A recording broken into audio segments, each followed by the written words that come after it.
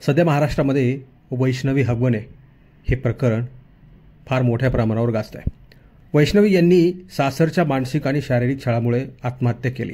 वैष्णवीच्या मृत्यूनंतर तिच्या 9 महिन्यांच्या मुलाच्या ताब्यासाठी तिचे वडील अनिल कसपटे आणि कुटुंबीय निलेश चव्हाण याच्या घरी गेले. त्यावेळी निलेश चव्हाण याने त्यांना पिस्तूल दाखवत धमकावलं. बाळाचा ताबा देण्यास नकार दिला.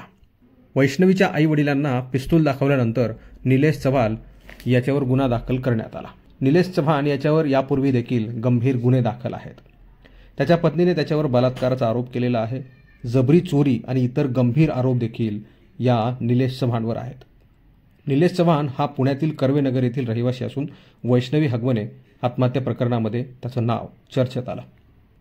निलेश चव्हाण हा वैष्णवी हगवणेच्या पतीचा म्हणजेच शशांक हगवणेचा बिझनेस पार्टनर आणि कुटुंबियांचा जवळचा मित्र असल्याचं समोर आलंय.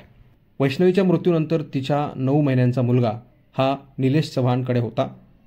त्या मुलाचा ताबा घेण्यासाठी तिचे वडील आणि कुटुंबीय निलेश चव्हाण याच्या घरी गेले असता त्याने त्यांना पिस्तूल दाखवत धमकावले आणि बाळाचा ताबा देण्यास नकार दिला.